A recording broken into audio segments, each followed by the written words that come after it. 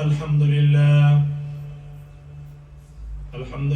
نحمده ونستعينه ونستغفره ونؤمن به ونتوكل عليه ونعوذ بالله من شرور أنفسنا ومن سيئات أعمالنا من يهده الله فلا مضل له ومن يضلله فلا هادي له ونشهد أن لا إله إلا الله وحده لا شريك له وأشهد أن محمدا عبده ورسوله أما بعد فأعوذ بالله من الشيطان الرجيم بسم الله الرحمن الرحيم الحج أشهر معلومات فمن فرض فيهن الحج فلا رفث ولا فسوق ولا جدال في الحج وما تفعلوا من خير يعلمه الله وتزودوا فإن خير الزاد التقوى واتقون يا أولي الألباب آمنت بالله صدق الله مولانا العظيم وصدق رسوله النبي الكريم ونحن على ذلك لمن الشاهدين والشاكرين والحمد لله رب العالمين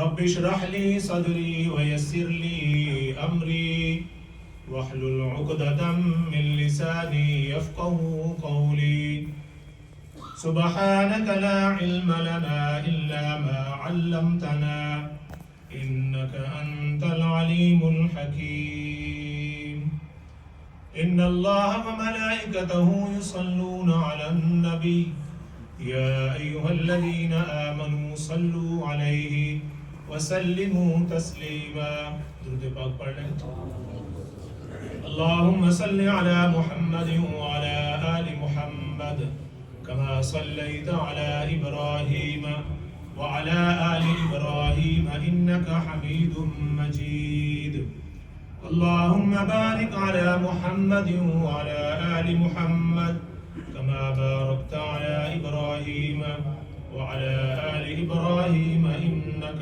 حميد مجيد برادران اسلام، محترم بزرگوں، نوجوان ساتھیوں، یہ حج کے مہینے ہیں۔ اللہ رب العزت قرآن حکیم کے اندر ارشاد فرماتے ہیں الحج اشہر معلومات، حج کے مہینے یہ متعین کر دیے گئے ہیں، یہ معلوم ہے۔ اس سے مراد یہ ہے کہ شوال، ذی القعدہ اور ذی الحجہ، یہ 3 مہینے جو ہیں یہ حج کے مہینے۔ حج تو جا کر ذی الحجہ میں ہوگا، لیکن یہ 3 مہینے حج کے شمار کیے گئے ہیں۔ اس سے مراد یہ ہے کہ کوئی آدمی شوال کے بعد حج کا احرام باندھ لے تو یہ جائز ہے، اور اگر رمضان مبارک اندر کوئی حج کا احرام باندھ لے تو اس کی اجازت نہیں، کیونکہ ان مہینوں کے اندر حج کا احرام باندھا جا سکتا ہے۔ جیسا کہ آپ کو معلوم ہے کہ آج کل تو 5-6 گھنٹے کے اندر آدمی مکہ مکرمہ پہنچ جاتا ہے۔ جو دور دراز سے لوگ آتے تھے تو وہ شوال سے جب رمضان ختم ہوتا تو حج کی تیاری شروع کر دیتے اور حج کا احرام باندھ لیتے تھے۔ تو اللہ رب العزت نے اس بات کی اجازت دی کہ شوال کے مہینے کے اندر جو آدمی حج کے لیے جانا چاہتا ہے وہ حج کا احرام باندھ لے اور اس پر وہی پابندیاں شروع ہو جاتی ہیں جو ایک حاجی پر ہوتی ہیں۔ تو یہ مہینے حج کے مہینے، لوگوں نے اس کے لیے تیاری شروع کر دی ہے۔ اللہ رب العزت نے قرآن حکیم کے اندر ارشاد فرمایا وَلِلَّهِ عَلَى النَّاسِ حِجُّ الْبَيْتِ مَنِ اسْتَطَاعَ إِلَيْهِ سَبِيلًا۔ کوئی بھی عبادت اس کی ایک فرضیت ہوتی ہے، پھر اس کی ایک فضیلت ہوتی ہے۔ سب سے پہلے کیا ہے؟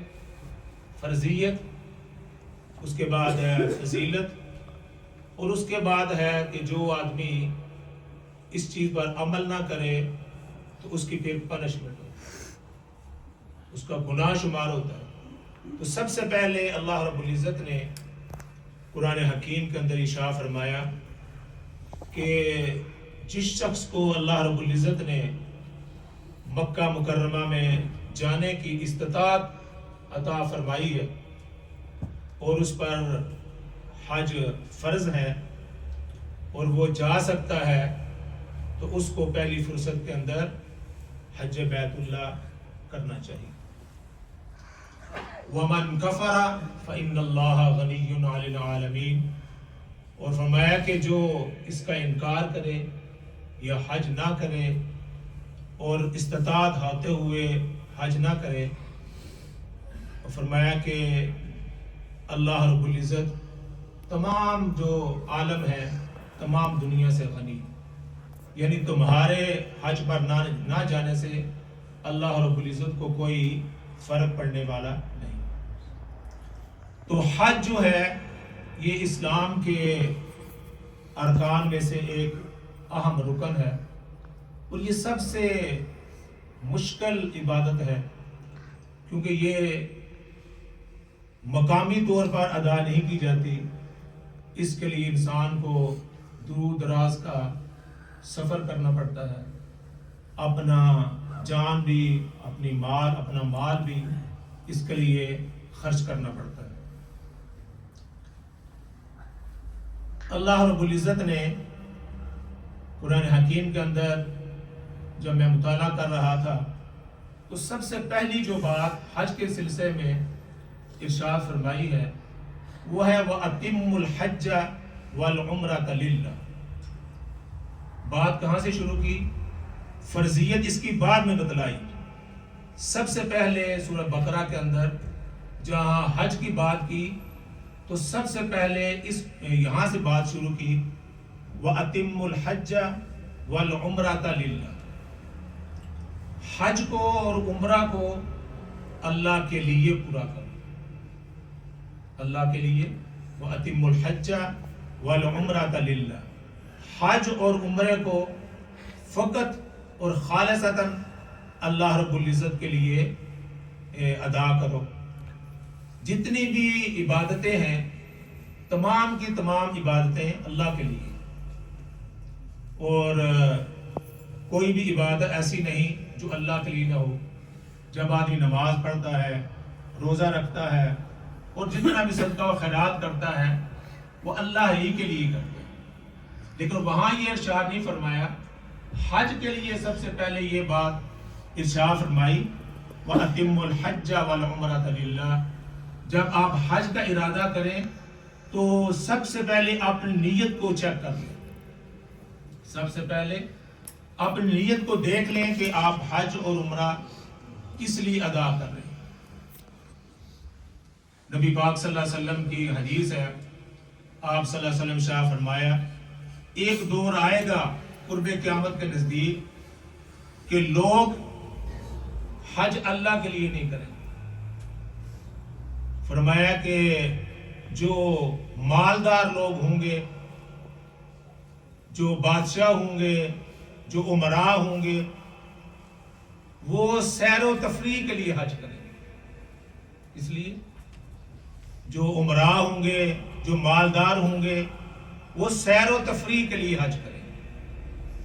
اور فرمایا کہ جو نمبر دوسرے پر فرمایا کہ جو تاجر ہوں گے، تجارت کرنے والے لوگ ہوں گے، بزنس مین لوگ ہوں گے وہ حج کس لیے کریں گے؟ وہ تجارت کے لیے حج کریں گے۔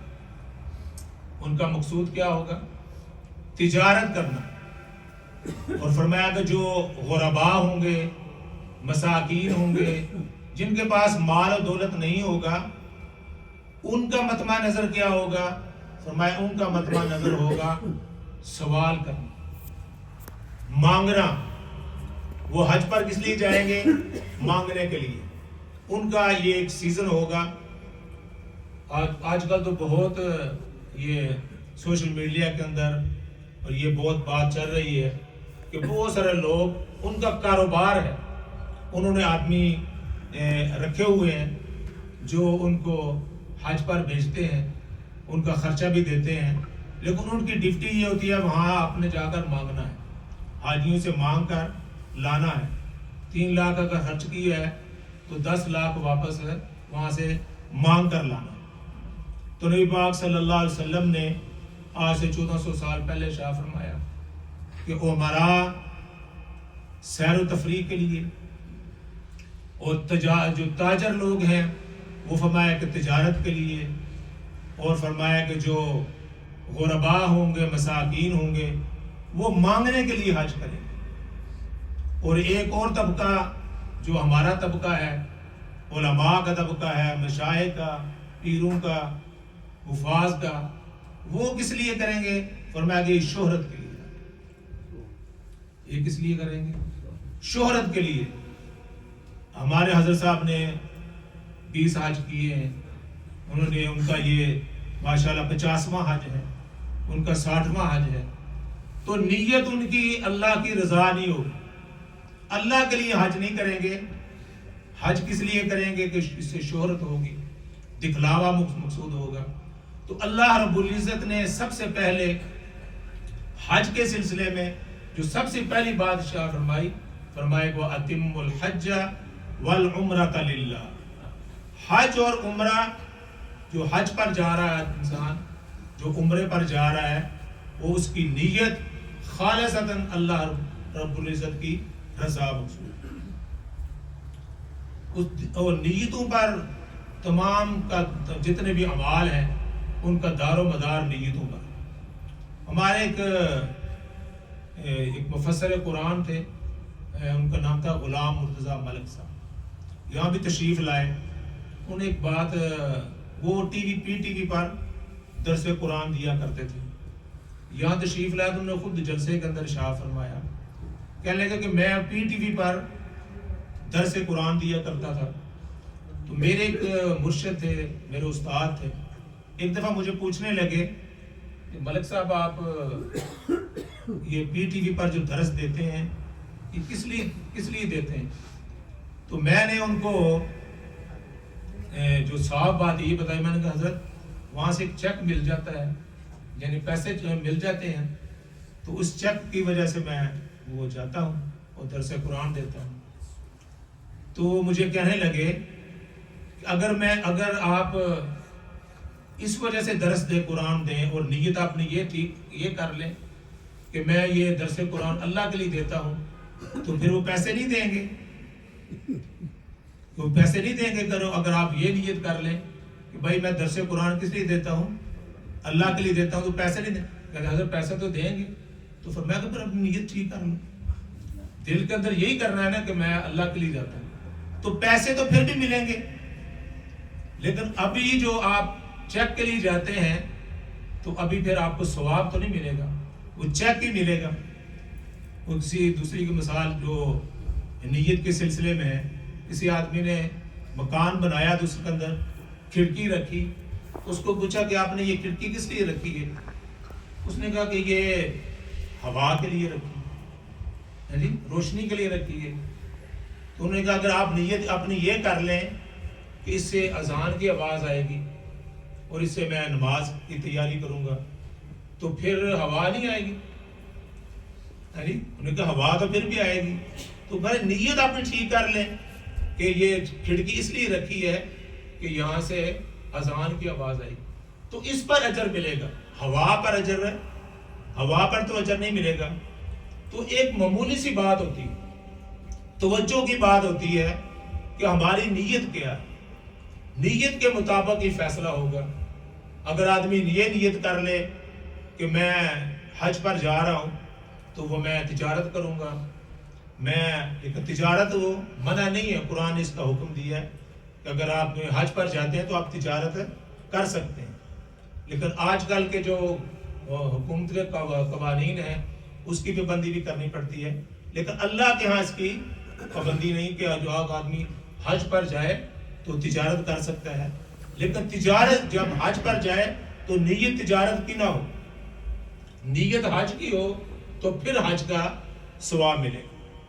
تو اللہ رب العزت نے قرآن حکیم میں جب حج کا ذکر کیا تو میں نے جیسے کہا تو اللہ رب العزت نے سب سے پہلے یہ ارشاد فرمایا وَأَتِمُّ الْحَجَّ وَالْعُمْرَةَ لِلَّهِ، اے حج پر جانے والوں، ہماری مسجد سے بھی ماشاءاللہ حضرات جا رہے ہیں، تو سب سے پہلے یہی نیت انسان کی ہونی چاہیے کہ اللہ کی رضا کے لیے میں حج پر جا رہا ہوں۔ باقی جتنی بھی چیزیں ہیں، سیر بھی ہو جائے گی، تجارت بھی ہو جائے گی، اور جو معاملات ہیں آدمی زیارات بھی کر لے گا، لیکن جب نیت یہ ہو کہ میں خالصتاً اللہ کی رضا کے لیے جا رہا ہوں تو فرمایا کہ جب آدمی اس لیے جائے گا تو اس پر اللہ رب العزت بہت بڑا انعام انسان کو عطا فرمانے گا۔ حدیث کے اندر آتا ہے کہ جو آدمی خالصتاً اللہ کی رضا کے لیے حج کرتا ہے اور جب واپس آتا ہے تو فرمایا کہ ویسے ہی ہوتا ہے جیسے ماں کے پیٹ سے ابھی پیدا ہو۔ اللہ رب العزت اس کے تمام گناہوں کو معاف فرما دیتے ہیں۔ اور فرمایا کہ جو حج کے لیے جاتا ہے، فرمایا کہ حدیث کی چیز کے اندر آتا ہے ہر قدم پر اس کو ایک ایک نیکی، جب گھر سے چلتا ہے تو ہر قدم پر اس کو ایک نیکی عطا کی جاتی ہے۔ اور فرمایا کہ جو آدمی جا کے خانہ کعبہ کے اندر ایک نماز پڑھتا ہے، فرمایا کہ 1,00,000 نمازوں کے برابر ثواب۔ قرآن کی ایک آیت پڑھتا ہے، ایک حرف پڑھتا ہے، فرمایا کہ 1,00,000 نیکیوں کے برابر اس کو ثواب عطا کیا جاتا ہے۔ امام غزالی رحمۃ اللہ فرماتے ہیں کہ جو شخص حج کے لیے جاتا ہے اس کے بارے نبی پاک نے فرمایا کہ یہ جو حاجی ہوتے ہیں یہ اللہ کے مہمان ہیں، اللہ کے وفد ہیں، اللہ تعالیٰ کے مہمان ہیں، اور ان کا استقبال وہاں فرشتے کرتے ہیں۔ جب یہ مکہ میں پہنچتے ہیں تو حدیث شریف کے اندر آتا ہے کہ جو لوگ گھوڑوں پر سوار ہو کہتے ہیں، اس وقت کی بات ہے، جو لوگ گھوڑوں پر سوار ہو کہتے ہیں، فرشتے جو ہیں ان کو سلام کرتے ہیں، اور فرمایا کہ جو گدھوں پر آتے ہیں فرمایا کہ ان کے ساتھ مصافحہ کرتے ہیں، اور فرمایا کہ جو لوگ حج کے لیے پیدل آتے ہیں فرمایا فرشتے ان کے ساتھ معانقہ کرتے ہیں۔ جو حج میں پیدل آدمی جاتا ہے، ظاہر بات ہے اس نے زیادہ تکلیف برداشت کی ہے، تو اس کا اعزاز اس طرح کرتے ہیں کہ ان کے ساتھ فرشتے جو ہے اللہ کے فرشتے مصافحہ اور معانقہ کرتے ہیں۔